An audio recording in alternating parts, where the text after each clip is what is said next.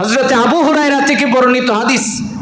আবু হুরায়রা বলেন যে এক সাহাবী আসছে, আয়েশা রাসূলকে বলতেছেন, রাসূল আপনি আমাকে নসিহত করেন। নবীজি বললেন, কোন পারপাস নসিহত করব বলো। মুসলিম শরীফের হাদিস বলতেছে, কোন পারপাস তোমার আমি নসিহতটা করব বলো।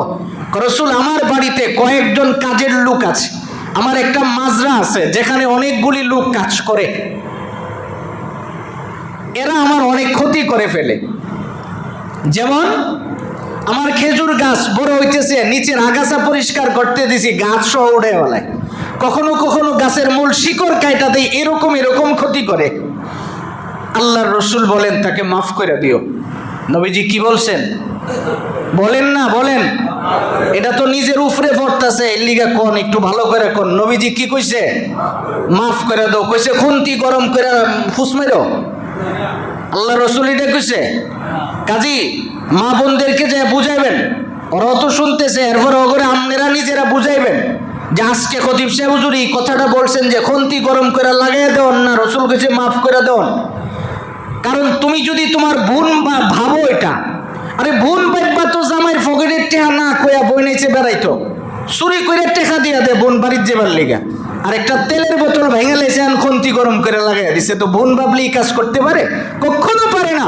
এই জন্য আগে ব্যবহার শিখেন, যে কাজের লোক আপনার কি হয় এটা আগে নির্ণয় করেন। এবার সাহাবী জিজ্ঞেস করছে, রাসূল কয়বার মাফ করুম?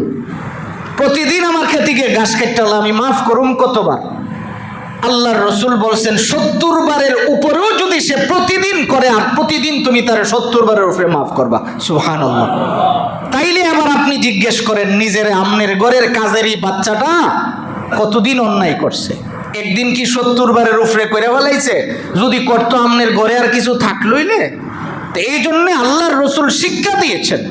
ইসলাম কিভাবে আপনারা শিখাইছেন দেখেন, আপনি আপনার সামাজিকতাটা কি করে সুন্দর করবেন এটাও ইসলাম শিখাইছেন। কারণ এখানে সে আপনার ঘরে কাজ করে, ওখান থেকে অল্প কিছু টাকা নিয়ে তার বাড়িতে হয়তো এই টাকা দিয়ে তার ফ্যামিলি চলে। অর্থাৎ একজন আরেকজনের সহায়ক। যদি গ্রামের কৃষক কাজ না করত তাহলে আমরা শহরে বসে খেতে পারতাম না। আমরা তো এই শহরের মধ্যে এই ফাঁকা রাস্তার দান লাগাইয়া দান করে আইনা খানা খাওয়ার কোনো সুযোগ ছিল না। ওরা ওখান থেকে আইনা কিছু টাকার বিনিময়ে আমগরে দেয়, আমাদের টাকাটা নিয়ে তারা উপকৃত হয়।